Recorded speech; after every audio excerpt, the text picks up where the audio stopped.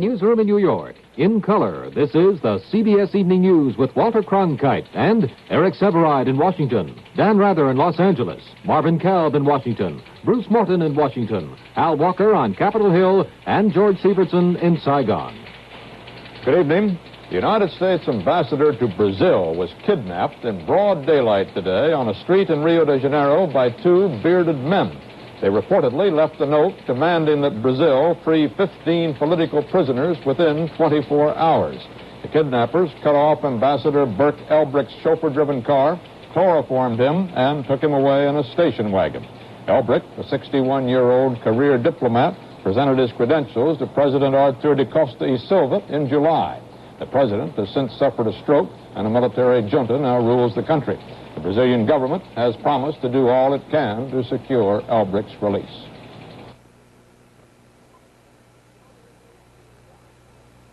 Would you come over here, please? Yeah. We're at Harry's hot dog stand, and the stains put on this apron are a day old. Beef blood stains. Ooh, blood stains. Ketchup stains. Chocolate ice cream stains. That's dried in. All these set-in stains. A problem for conventional detergents. I'll say. But not for the unbelievable detergent. New Gain with microenzyme action from Procter & Gamble. Gain works better on even these locked-in stains. By itself? How does it work? You see, stains are locked into fabric fibers, but Gain's enzymes act like little keys to unlock those stains biologically. Free them from the fabric without adding a thing. Unbelievable. Look, blood stains gone. Unbelievable. Ketchup gone. Chocolate ice cream gone. Unbelievable. Yes, everything's unbelievably clean with the unbelievable detergent. Gain with microenzyme action. Gain treats stains like dirt. It has been 9 years now since contraceptive pills became legally available to all American women. Today, a Food and Drug Administration advisory panel of doctors concluded a 4-year study of the possible hazards to women taking the pill. We have a report from Bruce Morton in Washington. The advisory committee report says there is definite proof that women using oral contraceptive pills are nearly 4.5 times more likely to contract some serious blood clotting diseases than non-users. It says there is some indirect evidence, but no hard proof that the hormones in the pills may cause cancer in humans. As for other effects, like changes in the body's metabolism, the report finds no evidence of serious health hazards there. And it says the pill works significantly better than other forms of contraception, is perhaps 10 to 30 times more effective than a diaphragm. Overall, weighing risk against benefit, then, the report says the pill is safe under federal law on drugs. There is no drug that is effective that can be said to be totally and completely without hazard. The benefits in terms of the effectiveness of this particular product weighed against the hazards or risks related to this particular product are such that within the meaning of the law and the statutes, the drug is, in our opinion, safe to be marketed in this country. I think the thromboembolism story is clear-cut. Now, this is a personal opinion, but I think we do have a cause and effect relation. I think the risk has been defined with some precision. I think we are more aware that there may be other risks, carcinogenesis, metabolic risks. I think the first report, from my point of view, was conservative.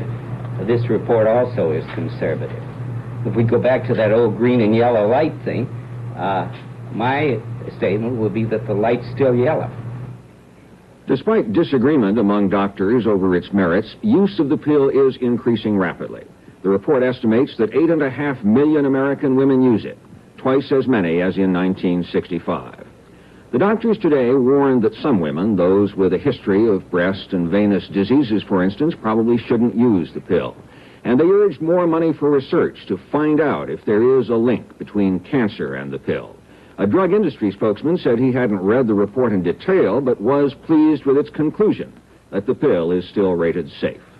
Bruce Morton, CBS News, Washington. The Nixon administration today asked the Senate Finance Committee to rewrite the tax reform bill passed by the House. Treasury Secretary David Kennedy was the lead-off witness, and Hal Walker reports. Endorsement to the House plan for reducing the oil depletion allowance by 7.5%. But he expressed concern over individual tax cuts that would lower federal income by nearly $2.5 billion. Kennedy warned that such deep cuts could impair vital domestic programs and fan inflation. Action now to reduce the national tax burden by a net of $2.4 billion annually would represent a significant decision with respect to national priorities. The administration's concern over the proposed cuts in the individual taxes does not mean that we attach a low priority to this goal, but the tax reduction cannot be carried out without due consideration for other national needs. In relation to the House bill, individual income taxes have been increased by $1.7 billion, and corporate taxes have been decreased by $1.6, which is almost an exact balance that you've taken from the average individual and given it to the corporations. We brought equity in the various tax brackets so that the same person making the same income would pay the same kind of tax. What has happened here is that you've taken 1.7 from the average forgotten American and you've given it to the corporations. Isn't that right? The impact on investment and the job-creating capacity of U.S. industry is at stake here. And the taxpayer in the short run, yes, might like to see his taxes reduced significantly, but if in the process he makes it more difficult for jobs to be created by taxing corporations tremendously more heavily, he's cutting off his nose to spite his face, because his real claim to comfort in living is a good job. Members of the committee have already warned Secretary Kennedy that it will be the end of the year before any form of tax bill is likely to come out of the committee. The Treasury officials have said they would like to start printing the tax forms by the end of September or October at the latest. But with 300 witnesses still to be heard with their special interest to attack or protect, it is unlikely that any of the bills will be out before the 1040s should be rolling off the presses. This is Hal Walker, CBS News at the U.S. Senate. To many Americans, inflation is a phenomenon most startlingly visible in the construction industry, with its skyrocketing costs for a dwindling supply of homes and the mortgage money to buy them. This was the industry President Nixon chose today for a major attack on inflation. He ordered a 75% cutback in new federally financed construction projects ranging from roads and dams to buildings. Dan Rather reports from the Western White House. Before making the announcement public, the President met with his cabinet. He emphasized that the cuts affect only totally financed new federal construction, but he warned that joint federal, state, and city projects must also be cut voluntarily, or he will order them reduced next spring. Counselor to the President, Arthur Burns, explained in detail why such deep cutbacks were ordered at this time. We are faced with a special problem in the construction industry. Wages in this industry have been going up twice as fast as in the economy as a whole. Prices have been rising very much faster than in the economy as a whole. These uneven effects are of special concern to us because of the importance that we attach to home building from a social standpoint. We have therefore taken this action to deal with a very special problem in the construction industry. Now, of course, this is tied to the inflation problem as a whole, but we do have an extreme case in the construction industry, and this special emphasis, or this special action, if you like, seemed desirable in the circumstances. Burns insisted that the federal construction cutbacks will not cause unemployment. He refused to speculate about effects on the stock market. Dan Rather, CBS News, San Clemente, California. Anticipating President Nixon's cutback order, a labor spokesman said today that it will hurt efforts to provide more construction jobs for Negroes. C.J. Haggerty, president of the AFL-CIO Construction and Building Trades Department, said that if there are no building projects, there's no place to hire and train Negroes. Construction unions recently have been under heavy attack by civil rights forces. Developments include a series of suits to halt federally financed projects if Negroes are not employed, and organized demonstrations in Pittsburgh and Chicago.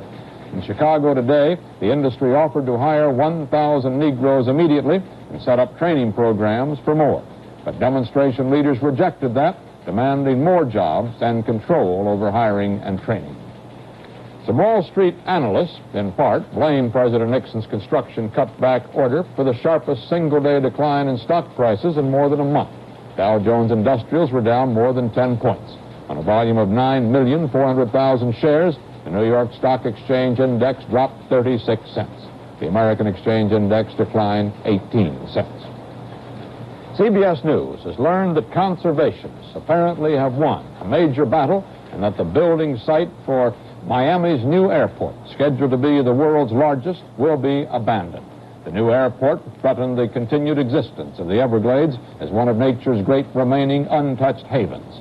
The Everglades National Park is just 9 miles south of the airport site, 45 miles west of Miami. Florida's Governor Kirk would not confirm this dramatic change of plans, but he is planning to meet with Transportation Secretary Volpe and Interior Secretary Hickel within the next few days. An announcement, CBS News learned from other sources, is expected next Thursday, and Governor Kirk probably will reveal then a new site for the airport. Already completed on the old site were runways being used for jet training. That use presumably would continue. The Republican whip, Hugh Scott of Pennsylvania, today took over the party's Senate leadership in the absence of Everett Dirksen, who is reported improving from surgery for lung cancer. Scott said his plan, as he put it, is to keep the shop open until Ev gets back.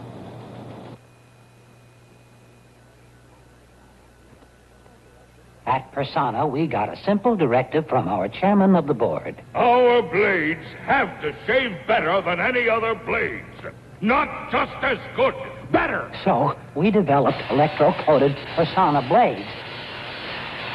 Electro-coated for the most comfortable shave of your life. Injector and double edge. Not just as good, better. Better, yes.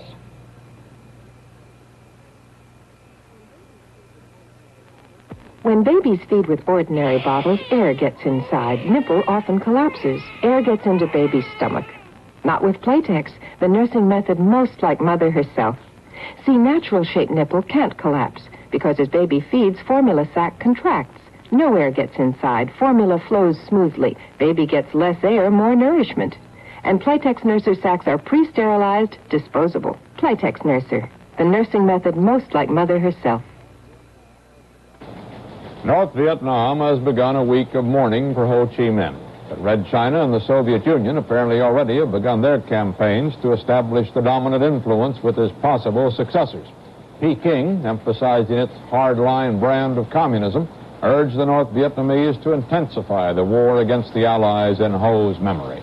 And China's Premier, Zhou Enlai, flew into Hanoi today for Ho's funeral, scheduled for next Wednesday. As for the Russians, they quickly assured the North Vietnamese of their continued economic and military support. A Soviet delegation headed by Premier Kosygin is expected to arrive in Hanoi within a day or so. This is expected to lead to the first face-to-face meeting between Russian and Chinese leaders since they became openly hostile to each other more than 4 years ago. The United States ambassador to Saigon, Ellsworth Bunker, returned to Washington for consultations today. And at an airport news conference covered by Marvin Kalb, he was asked about developments in Hanoi. Reporters naturally wanted to know what Bunker thought Ho's death would mean for the chances of peace. No, that's something I don't want to speculate on at the present time, really. I don't think I'd speculate on it. In general, would you say what the outlook for movement at the peace talks might be? No, I couldn't say. Ambassador Bunker was obviously tight-lipped, and so was every other official in town, all under direct White House orders to sidestep comment about Ho's death and what it might mean. So, unspoken was the rising conviction among intelligence experts that Party Chief Lei Juan has already emerged as Ho's successor in the early stages of a power struggle that is expected to sharpen in the coming weeks and months. Of the 26 top Hanoi leaders designated to arrange the elaborate funeral ceremony, Lei Juan is listed as number one and head of this special committee. In a political system in which this kind of protocol is crucial, this top billing is considered highly significant. Lei Juan is regarded as an ideological carbon copy of Ho Chi Minh, passionately devoted to the reunification of Vietnam on communist terms, fiercely nationalistic, and therefore determined to remain independent of both Moscow and Peking. His emergence as number one at this stage of the succession struggle underscores the official belief here that at least for the next couple of months, Hanoi's policy on the war will remain unchanged. Defense Minister Diop, the hero of the 1954 Battle of Dien Bien Phu, thought to be at least number 4 in the new 26-man team, appears instead as number 7, a definite drop for him. Marvin Kalb, CBS News, Washington. In Saigon, South Vietnamese leaders expressed optimism that Ho's death would cut deeply into communist fighting morale. Vice President Nguyen Cao Ky said North Vietnam now is like a snake without a head. But in Paris, the chief North Vietnamese negotiator at the peace talks said Ho's departure will have no effect on Hanoi's policies. If anything, he said it will bring greater unity to the communists in their battle against the Allies. By the way, today's session of the weekly Vietnam negotiations was canceled at Hanoi's request. Meanwhile, in South Vietnam, the Viet Cong announced over their underground radio that they will observe a 3-day ceasefire in Ho's honor, but there was no immediate word on when it would begin.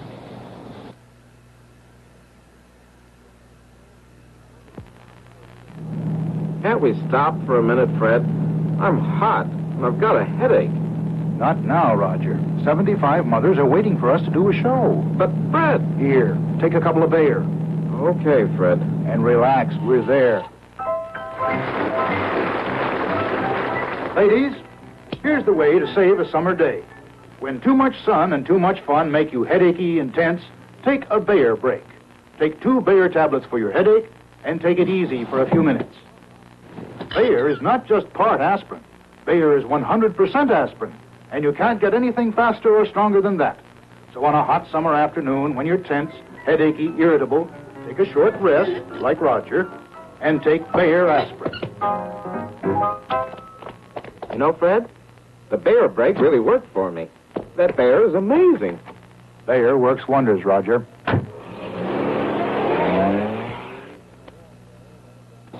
In the war today, there again was only light action, but the Allies disclosed that their troops fought guerrillas inside Cambodia earlier this week after an American helicopter was shot down just over the South Vietnamese frontier. One of those aboard, a government soldier, died in the crash, but 5 others, including 2 U.S. crewmen, were rescued, although wounded. 2 communists were killed in the exchange of fire. The U.S. command, in its latest weekly casualty report, lists 185 Americans killed and 1,057 wounded. South Vietnam reported 354 combat fatalities, and enemy losses were put at 2,493. Over the years, various Saigon governments have initiated land reform programs aimed at winning over South Vietnam's peasants. None of them made much headway. Now, President Thieu's regime is trying to push a new one, and it's running into a lot of opposition, too. We have a report from George Sievertson. The lower house of South Vietnam's parliament here has been debating what is probably the most important piece of legislation ever proposed in this government's short history. President Thieu's new land reform bill. The bill's authors claim, and most outside observers agree, that it is one of the most sweeping land reform measures ever contemplated by any government anywhere in the world. As expected, the bill has come under heavy fire from some deputies, many of them landowners themselves.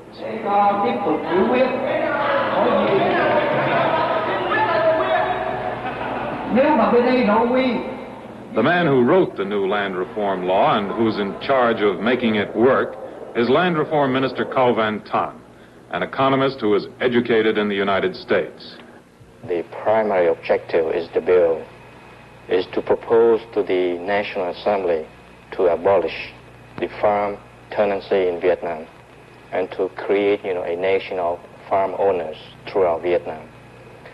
It will give the land to about 800,000 tenant farmers. Even before the passage of the bill into law, the Land Reform Ministry began a drive to get peasants to sign up for their titles to the land.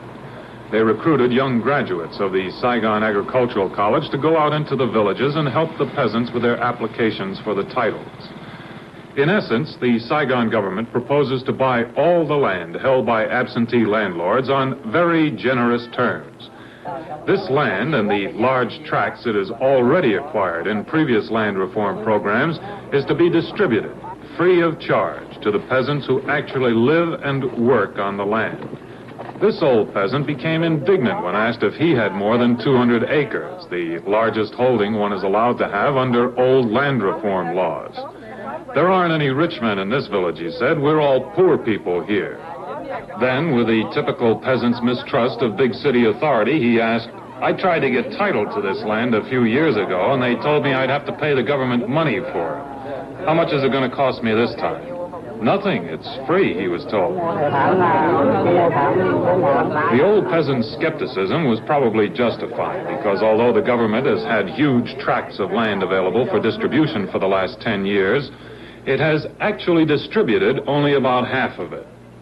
This poor performance has usually been blamed, and justifiably so, on government inefficiency and subtle behind-the-scenes sabotage by the still powerful landowning interests. But Joseph Chudzik, a USAID advisor in Boswin province, had another explanation. Well, frankly, in the past, as you know, the land that was expropriated from the large landowners and the land that was bought from the former French owners, the titles to that land actually reverted to the village government.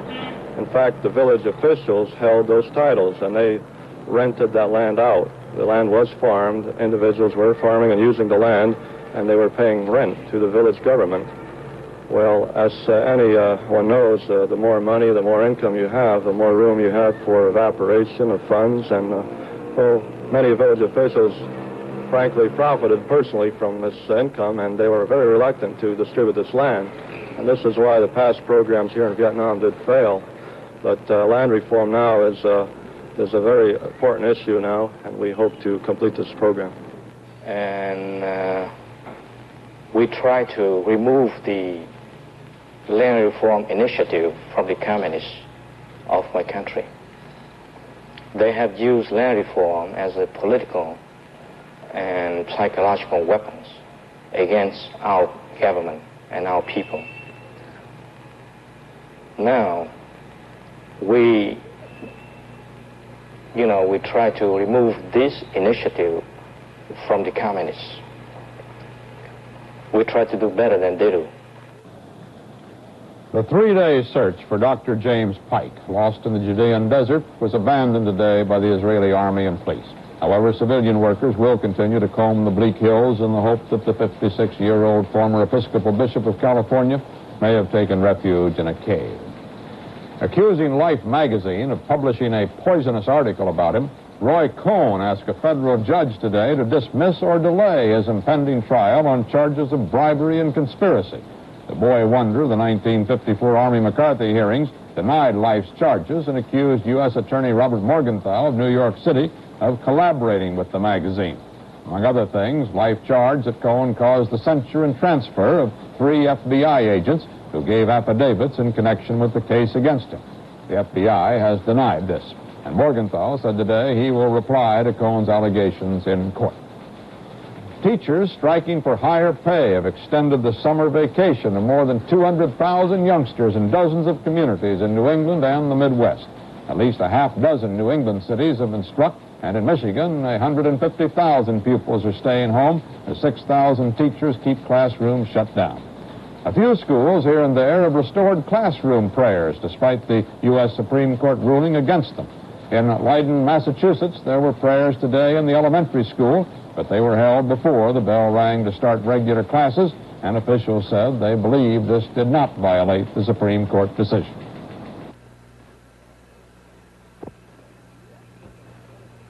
Let's take a close look at a new padded bra by Playtex. It's the closest thing to you yet. See? Playtex put a new softer fiber inside. It's just like natural softness. Stays soft. Can't shift. Can't bunch up, even after machine washing. So it always stays soft and natural. It's the closest thing to you yet. New Playtex Softline Padded Bra. Persona presents the electro-coated blade. It shaves so comfortably, we'll stack it up used against a new blade. We'll use it once. And again. And again. now. Even after 4 burly beards, we feel this used persona will take on any new blade in your house. Prove it to yourself. Eric Severide, our chief national correspondent, has just returned to Washington from a European visit, and he has some observations on issues domestic and foreign. Eric? Congress is now reassembled after the holidays, but with no overpowering zest for action or crystalline conception of what its action ought to be. It could be the damp, dank Washington weather. It could also be the extraordinarily disorganized state of the congressional leadership in both parties in both chambers. Climate and organization seem to be better out there in San Clemente, California, but a president's problems remain about as murky as always, and some of them as irreducible as ever. Latin America, for one example. Mr. Nixon says that he will promulgate new policies toward that vast and turbulent section of the globe. We have had a new set of such policies about every 5 years on the average. But Latin Americans show much more originality and inventiveness on the problem side than we show on the solution side. Unknown Brazilians have just kidnapped our ambassador there, Mr. Burke Elbrick, a lifetime career diplomat and old friend of this reporter. Diplomacy has never been a Tea Party experience for Elbrick, who found himself in the path of the German armies when they invaded Poland and again when they invaded France. He helped to save a lot of valuable lives. Now his own is in danger. A presidential policy on ambassador napping will make interesting reading. The president had more conferences on general foreign policy today. The overriding consideration, as always, is the avoidance of big war in the world and the avoidance of moves that could ultimately lead to big war. The two critical areas now are the Mideast and the Chinese-Russian borders. So far as this reporter, just returned after several weeks in Europe, can detect, the prevailing official mood about these two flashpoints seems to be this: that both will continue to flash off and on for a long time to come, but that heavy warfare in either region is unlikely anytime soon. In Inner Asia, so the current conviction here goes, neither China nor Russia has anything fundamental to gain by a real war, and both countries are run, in spite of surface evidence to the contrary, by rational human beings. In any case, whatever happens between those two immense nations in the near future, the Nixon government will not commit the folly of supporting either side, and is now busily trying to convince both that its neutrality is genuine. Walter? And that's the way it is. Thursday, September 4th, 1969. This is Walter Cronkite, CBS News. Good night.